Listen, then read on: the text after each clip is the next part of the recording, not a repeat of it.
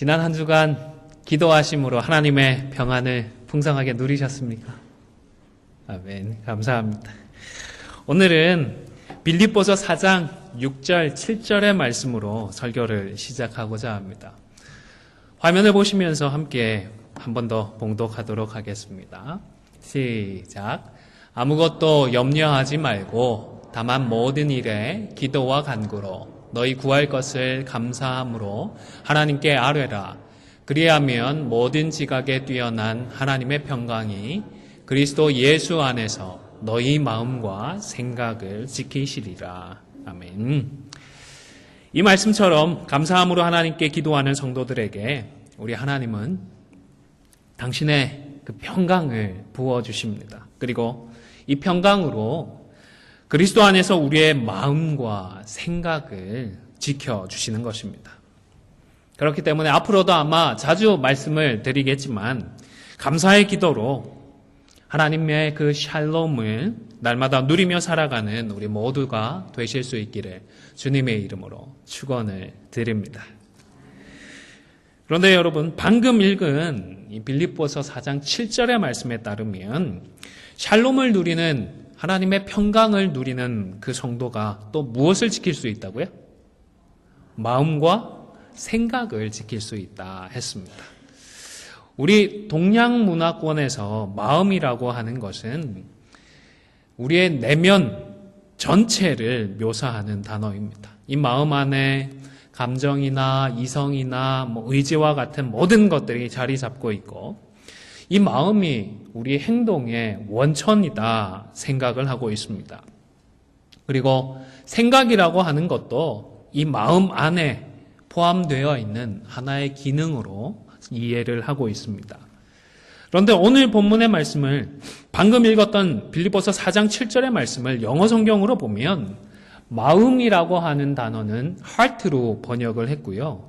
생각이라고 하는 단어는 마인드로 번역을 했습니다. 서구적인 이런 맥락에서 마음에 해당하는 heart는 주로 감정과 관련된 기능을 담당하는 것으로 이해를 해왔고, 그리고 마인드는 주로 생각하고 사고하는 부분이다, 그렇게 이해를 해왔습니다. 종합을 해보면 우리는 마음을 좀 더 통합적으로 이해를 해왔고, 반면에 서구 사회에서는 감정과 그리고 생각하는 부분을 좀 더 분리해서 분석적으로 이해를 해왔다라는 사실을 알 수가 있습니다. 그리고 그렇기 때문에 빌립보서 4장 7절에서 마음과 생각을 이렇게 구분을 해서 번역이 되어 있는 이 구절을 구분하지 말고 그냥 합쳐서 마음과 생각을 합쳐서 마음으로 이해를 하시면 아마 원래의 뜻에 더 잘 부합하는 그런 이해가 될 것이다 싶습니다. 자, 그런데 빌립보서의 이 말씀에서는 마음과 생각으로 표현되는 우리의 내면이 무엇보다 지켜야 하는 것이다 라고 설명이 됩니다. 다시 말해서 마음이라고 하는 것이 하기에 따라서 어떻게 하느냐에 따라서 지켜질 수도 있는 것이고 또 신경 쓰지 않으면 지키지 못할 수도 있다라는 말이 되는 것입니다. 특별히 하나님께서 주시는 하나님의 그 샬롬으로 우리는 우리의 마음을 지켜야 하는 것입니다. 가만히 내버려 두어도 마음이라고 하는 것이 그냥 잘 있을 수 있는 것이 아니라 마치 과수원의 농부가 열매를 수확하기 전까지 들짐승들이 따먹어버리거나 그리고 새들이 날아와서 쪼아버리지 않도록 불철주야 보호하고 지켜가듯이 우리도 하나님의 그 평강으로 우리의 생각과 우리의 마음이라고 하는 이 내면을 꼭 지켜야 하는 것입니다. 여기서 지키다라고 번역이 되어 있는 이 단어는 일종의 군대 용어인 것 같습니다. 원래의 뜻을 따져보면 척후병으로 나서다 혹은 파수병으로서 보초를 서다라는 이런 의미입니다. 적군이 호시탐탐 기회를 엿보고 있기 때문에 나 자신과 우리 모두를 위해서, 우리 모두의 생명을 위해서 눈을 크게 뜨고 졸려도 잠을 이겨나가면서 신경을 곤두세워 단단히 지키고 보호한다라는 의미가 이 단어 안에 있는 것입니다. 여러분, 사단마귀가 어떻게 기회를 엿보고 있다고요? 우는 사자처럼 먹이를 덮치기 전에 그르렁거리며 기회를 엿보고 있는 그런 사자처럼 사단마귀가 우리의 마음을 침노하기 위하여서 지금도 기회를 엿보고 있습니다. 방심하지 마시기를 바랍니다. 너무 여유를 갖지도 마시기를 바랍니다. 무엇보다 항상 깨어서 우리의 마음을 지켜나갈 수 있기를 주님의 이름으로 축원을 드립니다. 오늘 우리가 읽은 본문으로 돌아가면 이 본문 19절에서도 우리의 마음을 주 앞에서 어떻게 하라 말씀을 하죠? 굳세게 하라. 마음을 주 앞에서 굳세게 하여 라고 말씀을 합니다. 요한일서 3장 후반부에 한글로서 마음이라고 번역되어 있는 단어가 5번 나오는데요. 그 모두가 사실은 빌립보서에서 heart로 번역되어 있는 그런 의미다 생각을 하시면 되겠습니다. 4번은 heart라고 번역되어 있던 바로 그 단어가 나오고, 그리고 17절에서 마음이라고 번역되어 있는 그 단어만 다른 단어가 사용이 되고 있습니다. 하지만 결국은 같은 단어라고 보셔도 무방합니다. 왜냐하면 17절에서 마음이라고 번역된 이 단어를 직역을 하면 내장이라고 하죠. 우리의 오장육부를 표현할 때 내장이라고 하죠. 이 내장을 뜻하는 단어입니다. 그 의미를 확장을 해서 일반적으로는 자비나 애정과 같은 이런 감정이 거하는 그런 부분을 의미하는 단어이기 때문에 결국은 3장 후반부에서 사용되어 있던 모든 단어들이 이 heart의 감정과 관련된 마음의 영역을 표현하는 이 단어다 이해를 하시면 되는 것입니다.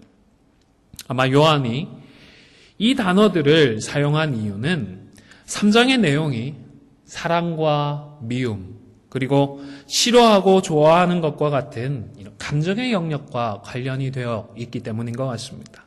그러니까 지금 요한은 특별히 감정의 영역과 관련된 마음을 굳세게 해야 한다. 주님 앞에서 우리의 이 감정을 굳세게 해야 한다라고 교훈을 하는 것입니다. 그리고 여기서 굳세게 하다라는 이 단어는 논쟁을 하다라는 뜻이고, 논쟁을 통해서 설득을 하다라는 그런 의미입니다. 잘못 알고 있는 것은 제대로 가르쳐주고 잘못하고 있는 것은 바로 잡아주는 것을 의미합니다. 그러니까 요한은 우리의 감정이 어떤 이유에서이건 정상적인 상태를 벗어나려고 할 때가 있는데, 그럴 때에는 스스로 논쟁하고 알기를 해서라도 말씀을 벗어나고 내 기분대로 내 욕심대로 말하고 행동하려는 자기 자신을 설득을 해야 하고, 그래서 반드시 주님 안에 거하도록 해야 한다라고 교훈을 하는 것입니다. 앞서 빌립보에서는 주로 외부에서 나를 공격하는 그런 공격으로부터 우리의 마음을 지키는 것이었다면, 지금 요한일서에서는 내 안에서 일어나는 일들을 지켜야 한다, 굳세게 지켜야 한다라고 말씀을 하고 있는 것입니다. 3장 전반부에서도 사도 요한은 가인의 경우를 예로 들어서 말씀을 한 바 있습니다. 가인과 아벨은 하나님께 제사를 드렸습니다. 그런데 하나님은 누구의 제사를 받으셨죠? 동생 아벨의 제사를 받았습니다. 그러자 가인은 어떻게 해버렸나요?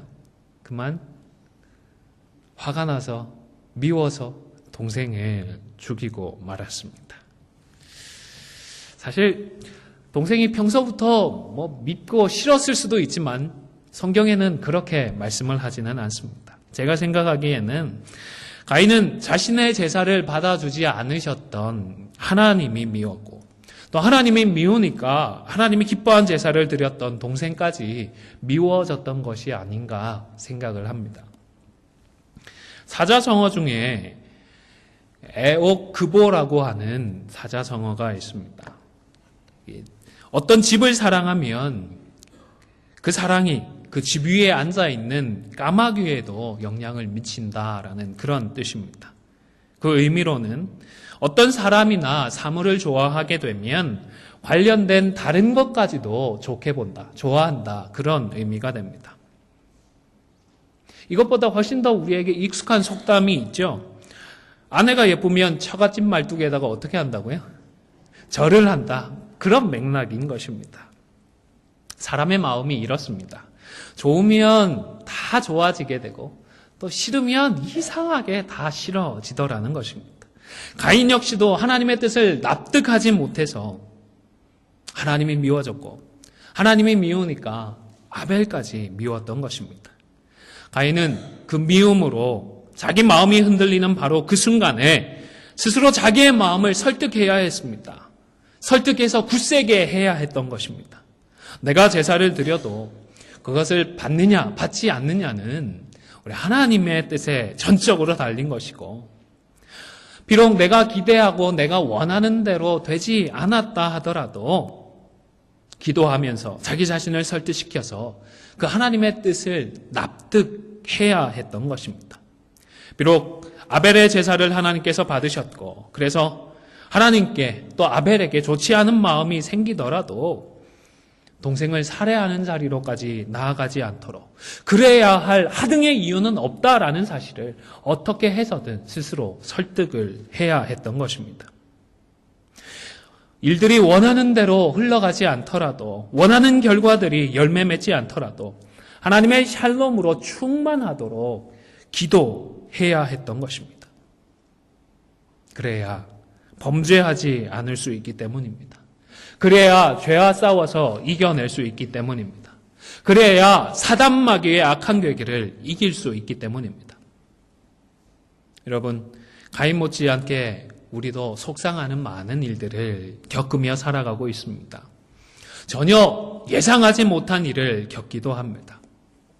그런데 사단 마귀는 이 모든 일들로 우리의 마음을 흔들어 놓고 우리를 우리의 믿음의 자리에서 넘어뜨리고자 합니다. 이런 와중에 우리의 마음은 자꾸 부정적으로 해석을 하려고 하는 것입니다. 마음을 틈타기가 너무 좋은 조건이 되어버리는 것입니다. 나는 사랑으로 수고하고 봉사를 합니다. 그런데 그것을 자꾸 삐딱하게만 받아들이려는 사람들을 만나기도 합니다. 맥이 풀립니다. 속이 상합니다. 시험이 되지 않겠습니까? 남들만 그러는 게 아니라 사실은 잘 보면 나 스스로도 그런 것 같습니다. 다른 사람의 말과 행동을 얼마든지 긍정적으로 우리가 해석해 줄 수 있는, 이해해 줄 수 있는 여지가 있음에도 불구하고 이상하게 부정적인 생각부터 하게 되지는 않으십니까? 어떤 한 분이 평소에 가깝게 지내던 분의 자녀가 결혼식을 갖게 되어서 그 결혼식에 다녀오셨습니다. 그런데 결혼식에 갔다 왔는데 갑자기 왜 카톡 친구 목록에서 그분이 사라져 버린 것입니다. 그런데 대뜸 부정적인 생각부터 하고 말았습니다. 혹시 내가 축의금이 적다고 마음이 상해서 친구 목록에서 지워버린 거 아니야? 나는 정성을 다해서 성의를 표한다고 했는데 그걸 적다고 느껴서 이렇게까지 할 필요가 있나?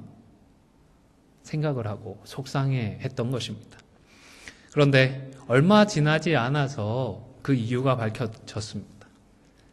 결혼을 했다고 자녀가 아버지 핸드폰 좋은 걸로 해드리겠다고 선물을 해드린 겁니다. 그래서 전화기를 바꾸게 되니까 번호를 옮기고 전화기를 바꾸는 와중에 잠시 친구 목록에서 지워져 버렸던 것이죠. 또 나와 심정적으로 가깝다 싶은 분들은 무슨 얘기를 해도 내가 다 용납을 해주는데 내 생각에 우리 편이 아니다라고 하는 분들은 뭘 해도 뭔가 안 좋은 감정이 있어서 이런 것이 아니야? 그런 해석을 하게 됩니다. 또 누가 계속 신경 쓰이는 일을 하거나 말을 하게 되면 에이 뭔가 사정이 있어서 그렇겠지 긍정적으로 생각해 주기보다는 내가 한 번, 두 번 참은 것도 아니고 이제는 더 못 참겠다. 참을 만큼 참았다. 이런 생각을 하게 되는 것입니다. 내가 정말 참을 수 있을 만큼 참았는지 그 사실 여부와는 상관없이 우리가 우리의 마음을 굳세게 지키지 않으면 나는 더 이상 참을 수 없는 상태가 되어진 것처럼 우리의 마음은 이렇게 이해하고 이렇게 해석을 하게 만들더라는 것입니다. 우리의 마음이 참 이상합니다. 그렇죠? 왜 이렇게 쉽게 부정적이 되는지 모르겠습니다. 인터넷에 보니까요, 어떤 분이 재미있는 글을 올리셨습니다. 주동적으로 밥값을 계산하는 사람은 돈이 많아서 그런 것이 아니라 돈보다 우정을 더 중히 생각하기 때문이다. 어떻게 생각하십니까?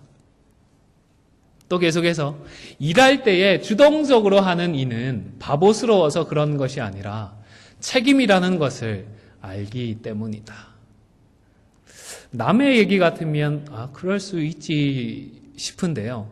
혹시 여러분의 남편이 저런다 하면 어떤 생각이 드실까요?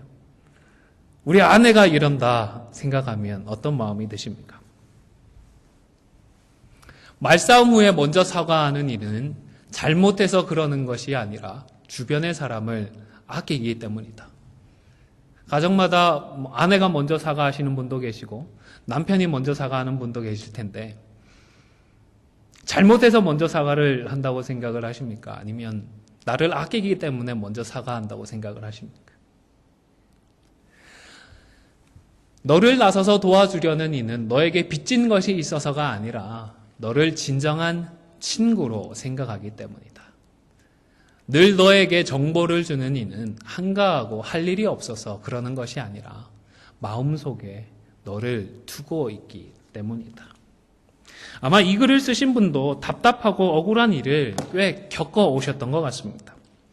그리고 스스로 굳세게 마음을 지키지 않으면 우리네의 마음이 어떤 식으로 작동을 하는지를 잘 아시는 것 같습니다. 그냥 내버려 두면 이 마음이라고 하는 것이 부정적으로만 느끼고 부정적으로만 해석을 하는 것입니다. 그래서 이분도 좀 긍정적으로 바라봐주자, 긍정적으로 이해하려고 노력을 하자, 이런 글을 쓰셨던 것이 아닌가 싶습니다. 사랑하는 성도 여러분, 우리의 마음이 흔들리고 우리의 마음이 부정적으로 해석하고 부정적으로 행동하려고 할 때마다 말씀과 기도로 자신의 마음을 잘 설득하여서 굳게 지켜나갈 수 있기를 주님의 이름으로 축원을 드립니다. 또 교회적으로 우리가 중요한 일을 결정할 때에 우리의 마음이 흔들리기 쉬운 것 같습니다. 사단 마귀가 이때를 놓치려고 하지 않습니다. 교회와 성도들에게 중요한 순간은 아이러니하게도 사단 마귀에게도 아주 중요한 순간이기 때문입니다. 꼭 교회를, 성도를 넘어뜨려야 하는 순간이기 때문입니다. 우리 교회는 교회의 중요한 일들을 결정하거나 또 직분자를 세울 때에는 기도를 하고 어떤 방법으로 선택을 하죠? 투표라고 하는 방법을 통해서 의견을 결정을 합니다. 많은 성도들이 인정하는 것이 아마 성령 하나님께서 우리에게 알려주시는 하나님의 뜻이다, 이렇게 고백을 하는 것입니다. 그런데 구약시대에는 그러지를 않았습니다. 우빔과 둠빔을 가지고 하나님의 뜻을 구했는데요. 아마 일종의 제비뽑기의 형태였던 것이 아닌가 그렇게 이해를 합니다. 사도행전 1장 마지막 부분에서 결혼이 된 가론 유다의 자리에 마띠아를 이제 사도로 세우게 되는데 혹시 어떤 방법을 선택했는지 기억하십니까? 네, 그때도 제비를 뽑아서 사도로 세웠습니다. 그런데 성경에 나타난 마지막 제비 뽑기였다 생각을 하시면 되겠습니다. 왜냐하면 하나님의 뜻을 구하는 방법이 그 이후로는 완전히 달라졌기 때문입니다. 교회가 회의를 하고 그리고 회의를 통해서 교회적으로 결정을 내리게 되었습니다. 사도행전 6장에서 7 집사를 세우게 되는데 그때 방법은 무엇이었죠?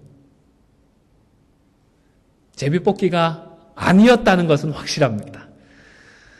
사도행전의 표현은 택했다, 성도들이 택했다, 선택을 했다라고 표현이 되어 있습니다. 그리고 그 후에도 교회적으로 중요한 결정들은 성도들이 대화를 하고 기도를 하면서 모두에게 주시는 그 모두의 마음에 주시는 하나님의 뜻을 모아서 결정을 내리게 됩니다. 이러한 변화에 있어서 결정적인 이유가 바로 사도행전 2장에 나타난 성령 강림입니다. 오순절 날에 성령 하나님께서 급하고 강한 바람과 같은 소리와 불의 혀처럼 갈라지는 모습을 보이며 각 사람 위에 임해 주셨습니다. 이처럼 성령 하나님께서 약속대로 임하셔서 성도들의 마음에 내주하시는 이 일들이 시작되었기 때문에 하나님의 뜻을 제비 뽑을 필요가 없게 된 것입니다. 성령 하나님께서 주시는 그 음성에 민감하면 우리가 기도하면서 하나님의 뜻을 깨달을 수가 있게 되었기 때문입니다. 따라서 교회의 투표는 단순히 사람의 의견을 묻는 것이 아닙니다. 구약시대에 하나님께서 우빔과 둠빔으로 당신의 뜻을 말씀하셨던 것처럼 이제는 우리 안에 내주하시는 그 성령 하나님께서 우리의 한 표 한 표를 통하여서 하나님의 뜻을 말씀해 주시는 것입니다. 따라서 교회에서 회의를 거쳐서 투표하는 것을 교회 밖에 다른 어떤 단체나 어떤 기관에서 회의를 하고 선거와 같은 성격, 선거를 통하여서 사람을 뽑는 그런 성격으로 생각하지 않도록 조심을 해야 합니다. 세상에서는 사람들의 의견을 모으고 여론을 모으기 위하여서 투표를 하지만 그러나 교회는 하나님의 뜻을 구하기 위하여서 투표를 하기 때문입니다. 교회 밖에서는 주권 재민 사상에 의해서 다수의 뜻을 확인하고 다수라는 사람의 의견에 따르는 것에 불과합니다. 그러나 교회에서 투표를 하는 것은 누구의 의견이 더 좋으냐 아니면 나쁘냐 이것을 판단하는 것이 아닙니다. 어떤 사람이 더 좋은 사람이냐 아니면 좋지 않은 사람이냐 그것을 판단하는 자리도 아닙니다. 교회는 사람의 의견이 아니라 하나님의 뜻을 찾기 위하여서 투표를 합니다. 그래서 성령의 역사를 방해할 수 있는 일들은 철저히 금하고자 했습니다. 사람들의 관계를 이용하여서 이쪽의 의견에 찬성을 하라든지 아니면 우리와 친한 누구에게 한 표를 행사하라는 그런 방법들을 금해왔습니다. 왜냐하면 이런 방법들이 한 사람 한 사람을 통하여서 나타날 수 있는 그 하나님의 뜻을 방해할 수 있기 때문입니다. 여러분, 다시 말씀드리지만 교회에서의 투표는 사람들의 의견을 모으는 세상의 투표와는 분명히 다릅니다. 하나님의 뜻을 구하는 아주 거룩한 행위입니다. 그렇기 때문에 이런 과정을 통하여서 우리의 마음이 흔들리지 않도록 우리는 우리의 마음을 굳세게 지켜야 하는 것입니다. 그리고 무엇보다 기도하고 투표할 뿐만 아니라 투표의 결과로 주어지는 하나님의 뜻에 순복해야 합니다. 비록 나도 기도하면서 하나님의 뜻을 구하고자 했지만 투표의 결과로 나타나는 것이 내가 하나님의 뜻이라고 생각했던 것과는 다른 결과가 나온다면 이번에는 내가 개인적인 생각이나 아니면 다른 이유로 하나님의 뜻에 민감하지 못했구나라는 고백을 할 수 있어야 하는 것입니다. 나와 다른 의견을 표한 분들이 여전히 문제다라고 미워하지 말아야 합니다. 투표 후에까지 이쪽과 저쪽으로 나뉘어 편을 가르지 말아야 합니다. 우리 안디옥 교회도 지금까지 투표를 통하여서 하나님의 뜻을 구하고 사람들을 세워왔습니다. 직분을 받으신 분들도 하나님의 뜻에 따라서 직분을 받으셨고 또 안타깝지만 직분을 받지 못하신 분들도 우리를 향한 하나님의 뜻에 따라서 직분을 받지 못했습니다. 다른 이유, 다른 뜻이 없습니다. 이분이 더 훌륭하고 저분이 덜 훌륭하다 그런 뜻이 아닙니다. 하나님의 뜻이 어디에 있느냐 그것뿐이었습니다. 물론 하나님의 뜻인 줄 알면서도 이것이 상처가 되기도 합니다. 마음이 흔들리게 됩니다. 그런데 바로 이러할 때에 말씀과 기도로 우리는 우리의 마음을 굳세게 지켜야 하는 것입니다. 여러분, 직분은 교회를 위한 직분일 뿐입니다. 세상에 있는 직급이나 명예직과는 전혀 다릅니다. 교회를 섬기라고 하나님께서 주시는 것이지 교회를 오래 다녔고 교회를 위해서 수고했다고 치하하고 노고를 인정해주기 위한 그런 것이 아닙니다. 바로 이러한 사실을 가지고 우리의 마음이 흔들리지 않도록 계속해서 우리는 스스로를 교훈하고 설득하면서 우리의 마음을 굳세게 지켜야 하는 것입니다.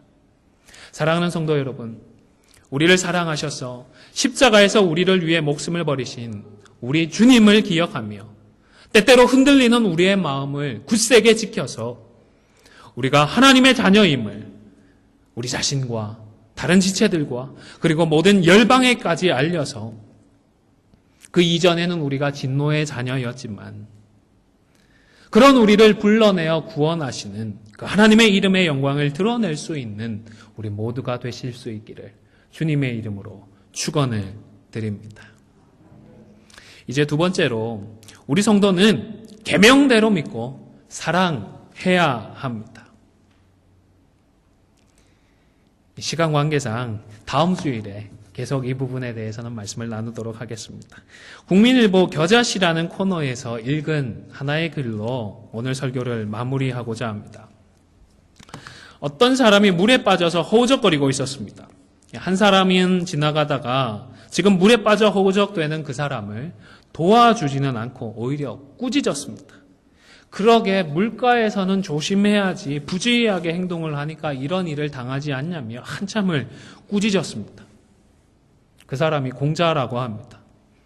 진짜 공자가 그랬다는 것이 아니라 유교적인 가르침을 생각을 해보면 그랬을 것이다 라고 아마 이 글을 쓰셨던 것 같습니다. 그리고 그 후에는 다른 한 사람이 와서 물에 빠진 그 사람에게 아주 점잖게 충고를 했다고 합니다. 지금 물에 빠져 있으니까 고통스럽기는 하겠지만 그래도 지금 물에 빠져 있는 상황이라는 것을 잊으려고 노력을 해보시게. 마음을 비우고 물에 빠졌다는 사실을 잊어버리면 아마 고통이 사라질 것이야 했다고 합니다. 누구였을까요? 석가모니라고 합니다. 불교적인 가르침이 그렇다는 얘기겠죠. 조금 있다가 물에 빠진 그를 다른 사람이 와서 그를 보고는 모든 것은 알라의 뜻이요 했답니다. 이슬람교의 숙명적인 가르침이 그렇다는 얘기겠죠. 그리고 잠시 후에 또 한 사람이 나타나서 당신이 물에 빠진 것은 과거의 업보 때문이니까 당해야 합니다. 감당해야 합니다. 라고 했답니다. 이 힌두교적인 가르침입니다. 한결같이 말뿐이었습니다. 이렇다 저렇다 이래야 한다 저래야 한다 말만 했습니다. 그런데 그들이 다 지나간 후에 이분은 물에 빠진 사람을 보자마자 어떻게 했을까요? 물에 뛰어들었습니다. 물에 뛰어들어 건져내었습니다. 이분이 누구일까요? 바로 예수님이십니다. 물론 가상의 이야기고 극단적으로 좀 그 이론들을 간략화하기는 했지만 이 이야기는 우리를 향한 우리 예수님의 마음을 참 잘 드러내는 이야기다 싶습니다. 우리 주님은 임마누엘 하십니다. 우리와 항상 함께 하십니다. 절실한 사랑의 마음으로 항상 우리 주님은 우리 곁에 계십니다. 사랑하는 성도 여러분, 하나님은 저와 여러분에게 마음을 굳세게 하라는 이 말씀만 그저 하지 않으십니다. 마음을 주 앞에서 굳세게 하라고 하셨습니다. 이미 주님이 우리 곁에 와 계시고 우리가 곁에 와 계신 주님을 바라볼 때에 우리는 우리의 마음을 굳세게 지킬 수가 있는 것입니다. 여러분, 우리의 마음은 반드시 지켜야 할 성질의 것입니다. 그냥 두면 쉽게 부정적이 됩니다. 그냥 두면 죄가 미혹할 때에 쉽게 넘어진다는 사실을 잊지 말고 어떻게든 말씀과 기도로 굳세게 지켜야 한다는 사실을 기억하시고 주 앞에서 굳세게 지켜나아감으로 사단 마귀의 괴계에 굴하지 않고 오히려 넉넉하게 이기고 승리함으로 우리 하나님의 이름의 영광을 드러내기에 부족함이 없는 저와 여러분이 다 되실 수 있기를 주님의 이름으로 축원을 드립니다.